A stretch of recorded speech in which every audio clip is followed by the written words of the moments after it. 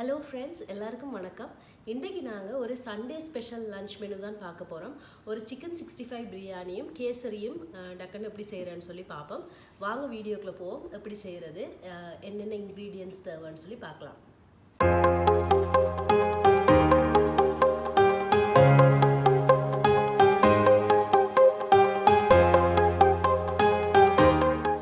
இப்போ கேசரிக்கு இதில் ஒரு கொஞ்சமாக நெய் விட்டு கேஷ்யூ நட்ஸ் வச்சுருக்கிறேன். அது முதல் வறுத்தெடுப்போம். நான் ஒரு முக்கால் கப்பு கிட்ட கேஷ்யூ நட்ஸ் போட்டிருக்கேன்.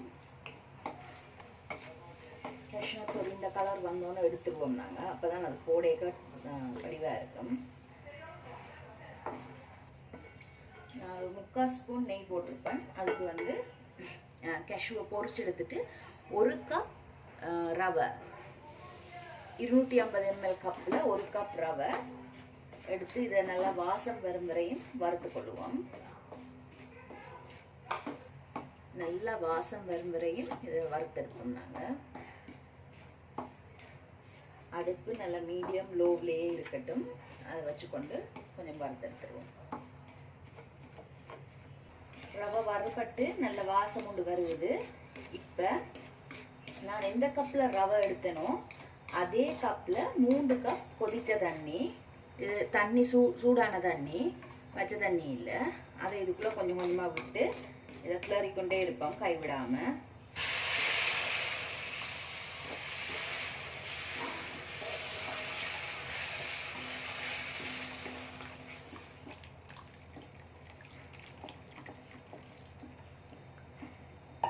ஒரு கப்புக்கு 3 கப் தண்ணி விட்டுருக்கேன். ஒரு கப் ரவைக்கு 3 கப் தண்ணி விட்டுருக்கேன். இந்த கட்டியில கொஞ்சமாக உடைச்சி விட்டுருவோம்.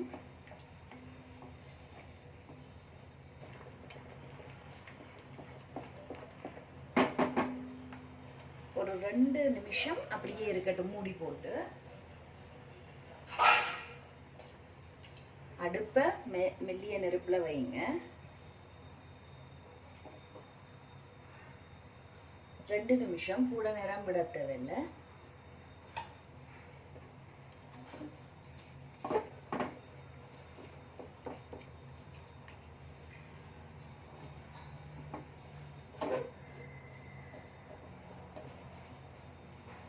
அடிப்பிடிக்குதான்னு பார்த்துக்கொள்ளுங்க. இல்லைன்னா அப்படியே வச்சுட்டு சரியா 2 நிமிஷத்துல நாங்கள் அடுத்த இன்க்ரீடியண்ட்டை போடலாம். இப்போ சரியா 2 நிமிஷம் ஆயிட்டுது.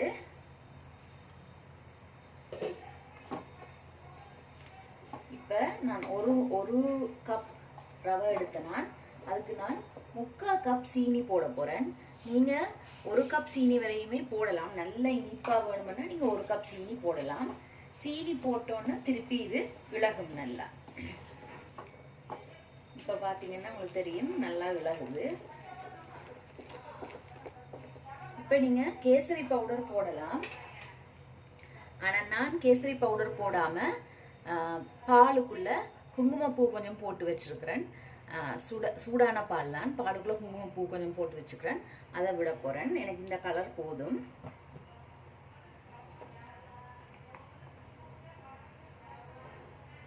சும்மா ஒரு கொஞ்சம் பால் தான், ஒரு 1/4 கப் கூட இல்லை.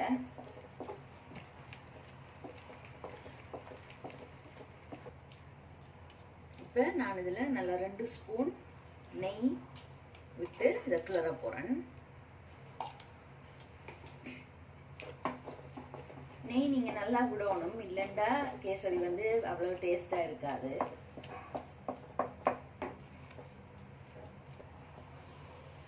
இப்போ மேலால் இந்த கஜுவை போட்டுருவோம்.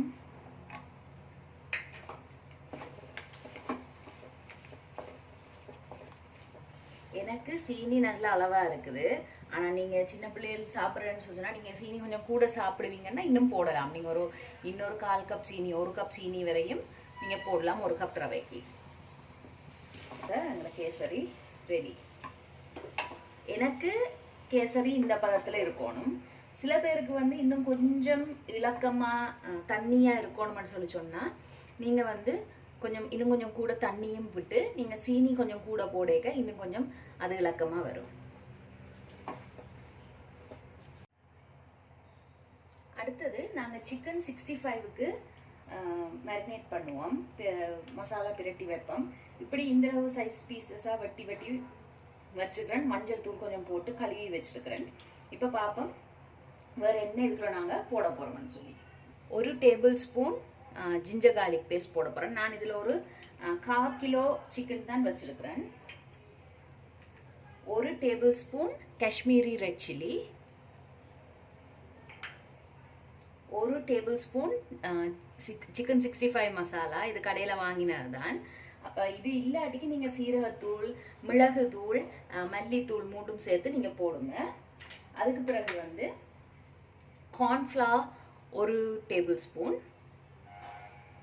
கோதுமை மைதா மாவு வந்து 1 டேபிள் ஸ்பூன், முட்டை உண்டு, உப்பு உங்களுக்கு தேவையான மாதிரி போட்டுக்கொள்ளுங்க. அதோட 1 டேபிள் ஸ்பூன் நான் தயிர் போட போகிறேன். 1 டேபிள் ஸ்பூனை விட ஒரு கொஞ்சம் கூட இருக்கும் இதில். இப்போ இது எல்லாத்தையும் நாங்கள் நல்லா மிக்ஸ் பண்ணுவோம்.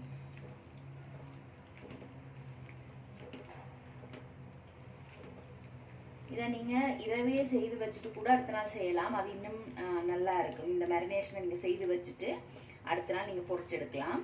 அப்படி இல்லை உங்களுக்கு ஒரு 2 மணித்தியாலத்துக்கு கிட்ட டைம் இருக்குதுன்னா நீங்கள் இதை செய்து ஃப்ரிட்ஜுக்குள்ளே வச்சுட்டு எடுத்து பொரிக்கலாம். உங்களுக்கு உடனே செய்யணும், ஒரு 10-15 நிமிஷம் தான் டைம் இருக்குன்னா நீங்கள் இதை மேரினேட் பண்ணிவிட்டு ஃப்ரீசரில் வச்சுடுங்க. ஃப்ரீசரில் வச்சுட்டு நீங்கள் பொரிச்சிங்கன்னு சொன்னால் அந்த இதெல்லாம் மசாலா எல்லாம் கோழிக்குள்ளே போய் நல்லா இருக்கும். எனக்கு உப்பு கொஞ்சம் காணாத மாதிரி இருக்குது. சும்மா டேஸ்ட் பண்ணி பார்த்தேன்னா அப்போ இன்னும் கொஞ்சம் உப்பு போடுறேன். நான் இதை ஒரு பாக்ஸ்குள்ளே போட்டு நான் இப்போ ஃப்ரிட்ஜுக்குள்ளே வைக்க போகிறேன். எனக்கு டைம் இருக்குது, அதனால் நான் ஃப்ரிட்ஜுக்குள்ளே வைக்க போகிறேன். இதை ஃப்ரிட்ஜுக்குள்ளே வச்சுட்டு நான் வந்து பிரியாணி செய்ய போகிறேன். இப்போ எனக்கு வந்து இது வந்து சாப்பிட்றதுக்கு கொஞ்சம் நேரத்துக்கு முன்னாடி பொரிச்சா தான் நல்லா இருக்கும். அதனால் வந்து நான் இதை இப்போ ஃப்ரிட்ஜுக்குள்ளே வைக்க போகிறேன். சாப்பிட்றதுக்கு ஒரு கொஞ்சம் நேரத்துக்கு முன்னாடி இதை பொரிச்சுக்கொள்ளலாம்.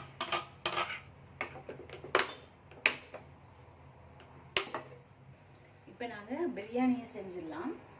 அதுக்கு வந்து ஒரு 3/4 ஸ்பூன் நெய் போடுறேன். கொஞ்சமாக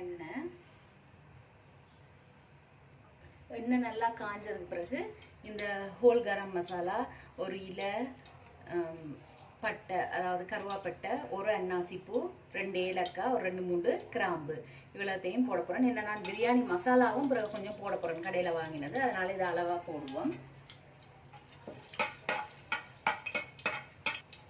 கொஞ்சம் நல்லா பொரியட்டும். அது நல்லா பொரிய விட்டு ஒரு 4 பெரிய வெங்காயம் வெட்டி வச்சுக்க நீள வாக்கில் அதை போட்டுருவோம். வெங்காயம் நல்லா வதங்கணும் பிரியாணிக்கு, அப்போ தான் டேஸ்ட்டாக இருக்கும். நல்லா வதங்கட்டும், ப்ரௌன் ஆகும் வரையும். கொஞ்சமாக உப்பு போட்டுருவோம்.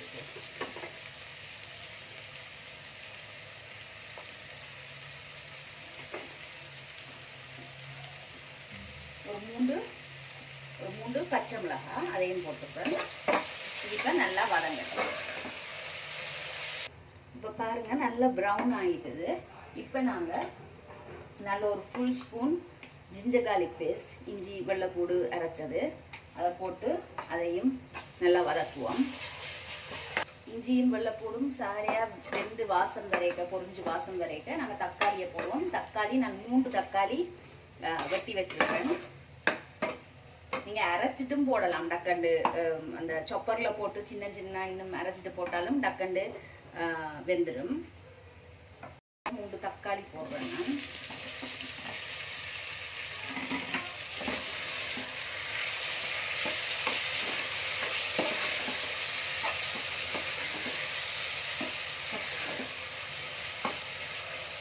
இந்த தக்காளி நல்லா வேகணும், நல்லா மசிய வேகணும். இது சும்மா இருக்கா மூடியை போட்டு ஒரு 2 நிமிஷம் வைப்போம்.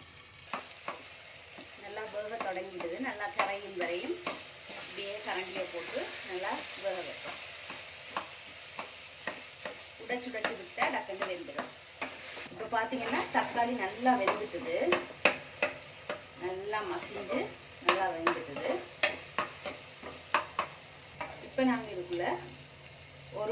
1/2 table spoon Kashmir red chilli, 1 table spoon கிட்ட பிரியாணி மசாலா போட போகிறேன். அப்படி உங்கள்கிட்ட பிரியாணி மசாலா இல்லைன்னா நீங்கள் வந்து கொத்தமல்லி தூள், சீரகத்தூள், மிளகு தூள் எல்லாம் போட்டுக்கொள்ளலாம். நான் 1 ஸ்பூனே போடுறேன். போட்டுட்டு ஒரு கிண்டு கிண்டிடுவோம்.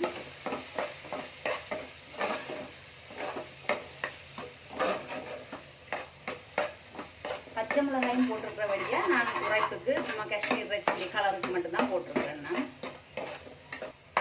மசாலா தூளை போட்டு நல்லா எண்ணெய் பிரிஞ்சு வருது. இந்த டைமில் நாங்கள் ஒரு 2 டேபிள் ஸ்பூன் தயிர் போட போகிறேன். தயிர் போடக்க உங்களோட தக்காளி எவ்வளவு புளிப்பாக இருக்குது, தயிர் எப்படி புளிப்பாக இருக்குன்னெலாம் பார்த்து போடுங்க. தக்காளி சரியான புளிப்பாக இருந்தால் தயிரும் புளிப்பாக இருந்தால் அப்புறம் பிரியாணி புளிப்பாக போயிடும். அதனால் அதெல்லாம் பார்த்து நீங்கள் அதுக்கேற்ற மாதிரி போடணும்.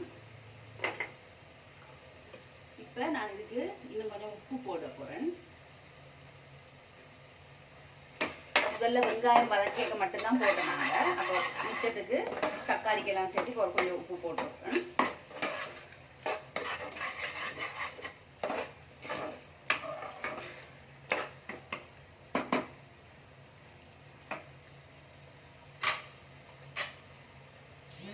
இப்போ நான் இதுக்குள்ள கொத்தமல்லி மற்றது வந்து மின்ட் லீஃப் புதினா இலை போட போகிறேன்.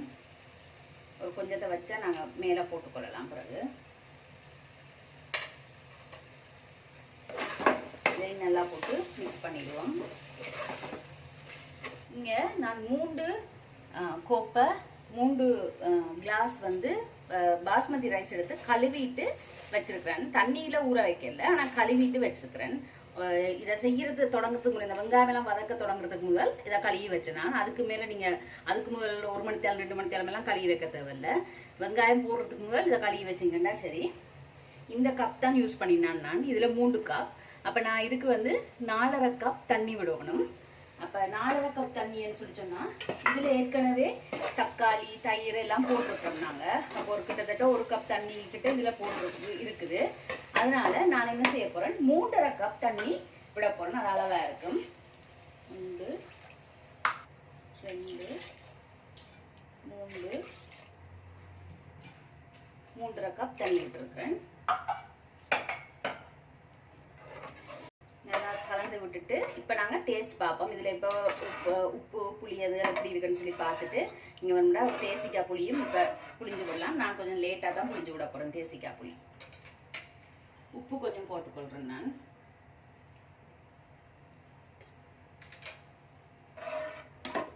இப்போ இது கொஞ்சம் நல்லா கொதிக்கட்டும், மூடி வைப்போம். இந்த பிரியாணிக்கு தண்ணி கொதிக்கிற கேப்பில் வந்து நான் வெங்காயம் வெட்டி வச்சிருக்கிறேன், கொத்தமல்லி கொஞ்சம் போட்டிருக்கிறேன், ஒரே ஒரு பச்சை மிளகாய் சும்மா சின்ன சின்ன வெட்டி போட்டிருக்கிறேன். இது வந்து பிரியாணிக்கு ரைத்தாக்கு. இதுக்குள்ளே நான் இப்போ தயிர் போட்டு உப்பு போட்டு இதை நான் ஃப்ரிட்ஜுக்குள்ளே வச்சிட போகிறேன். அப்போ நாங்கள் சாப்பிடும்போது எடுத்து சாப்பிட்டு கொள்ளலாம். தயிர் தேவையான அளவு போட்டுக்கொள்ளுங்க, உங்களுக்கு தேவையான மாதிரி போட்டுக்கொள்ளுங்க. போட்டுக்கொள்ளிட்டு உப்பையும் போட்டு நல்லா மிக்ஸ் பண்ணிட்டு வைக்கிறேன். நீங்கள் வேணுமெண்டா கியூகம்பர் வெட்டி போடலாம், அல்லது மாதுளம்பழம் வெட்டி மாதுளம்பழ முத்து போடலாம். அதுவும் டேஸ்ட்டாக இருக்கும். இப்போ நான் இதை நல்லா மிக்ஸ் பண்ணிவிட்டு இதை ஃப்ரிட்ஜுக்குள்ளே வைக்க போகிறேன்.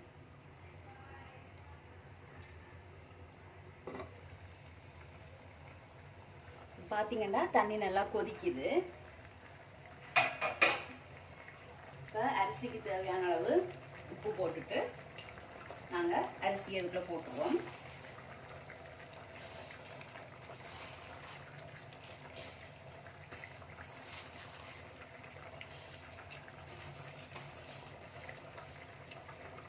தண்ணியில் நல்லா கழுவி வடிகட்டிட்டு அதுக்கு பிறகுதான் நீங்கள் அப்படியே அந்த அரிசியை வைக்கணும். தண்ணியோட வச்சிடாதீங்க, அது கூட ஊறிடும். பிறகு அரிசியை போட்டாச்சு. அரிசியை போட்டால் பிறகு கவனமாக பார்த்து கிளறணும், அரிசியை உடைச்சிடாம.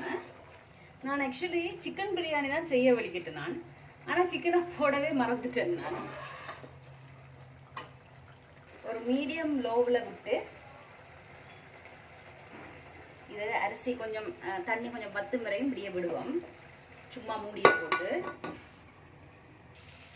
இப்போ பார்த்தீங்கன்னா சோறு அந்த தண்ணி நல்லா வத்தி வந்துட்டுது. இந்த டைமில் நாங்கள் வந்து கொஞ்சம் நெய் விட்டுட்டு நாங்கள் வந்து இதை தம்மில் போட்டுருவோம். ஒரு 10 நிமிஷம் தான், கூட தேவையில்லை. அடுப்பை நல்லா குறைச்சிடணும். கொஞ்சமாக நெய் போடுங்க. மிச்சம் இருக்கிற புதினா கொத்தமல்லி, லெமன் ஜூஸ் விடணும். நான் கொஞ்சம் விட்டுட்டு இறக்கினா பிறகு, அதாவது சோறு எல்லாம் சமைச்சா பிறகு நான் பிறகு விட போகிறேன் லெமன் ஜூஸ். ரைஸ் வந்து இதில் ரெடி ஆகிட்டு இருக்குது. நாங்கள் சைட் பை சைட் வந்து இதில் சிக்கன் 65 பொரிச்சு எடுத்துருவோம். பொரிச்சு எடுத்துட்டு காட்டுறேன் உங்களுக்கு சிக்கன் 65.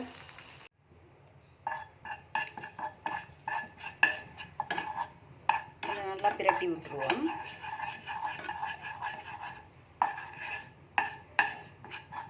கொஞ்சம் நல்லா பிரட்டி விட்டுருவோம். இதை எண்ணெய் நல்லா சூடாயினோன்னு முட்டையை இதுக்குள்ளே போட்டு ஒரு 2-3 செகண்ட் பிரட்டி எடுத்தோம்னு சொல்லிச்சுன்னா அது ஒரு முட்டை மசாலா மாதிரி நல்லா டேஸ்ட்டாக இருக்கும். நீங்கள் வேணுமென்னா சிக்கன் மசாலாவுக்கு பதிலாக பெப்பர் அது கூட போடலாம். இதில் நான் ஒரு கொஞ்சமாக உப்பு போட போகிறேன். நிறைய போட வேணாம், ஒரு சொட்டு உப்பு அதுவும் போட போகிறேன் நான்.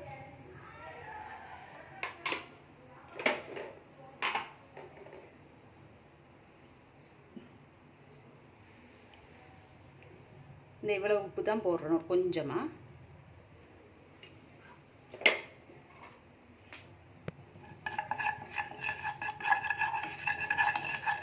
மிக்ஸ் பண்ணிட்டு உங்களுக்கு தெரியுது இப்போ நல்லா எண்ணெய் வந்து நல்லா சூடாக வருது. இப்போ நாங்கள் முட்டையை போட்டுருவோம். முட்டை வந்து அவிச்சு வச்சுக்கிறேன். அது ஒரு சின்ன ஒரு மசாலா மாதிரி செய்ய போகிறேன். எப்படி செய்கிறேன்னு சொல்லி பார்ப்போம். கோழி பொரிச்ச எண்ணெயில் கொஞ்சம் எண்ணெய் விட்டுக்கிறேன். அந்த காஷ்மீரி ரெட் சில்லியோட கலர் அது எண்ணெயில். அதுக்குள்ளே கொஞ்சமாக சிக்கன் மசாலா, கொஞ்சமாக கூட தேவையில்லை. இது ஒரு 2-3 நிமிஷம் நாங்கள் வடிவாக பிரட்டி எடுத்தோம்னு சொல்லிச்சோன்னா எங்களோட முட்டை மசாலா ரெடி. நாங்கள் கேஸை கூட ஆஃப் பண்ணிடலாம். இப்போ ஆஃப் பண்ணிட்டு கூட பிரட்டலாம்.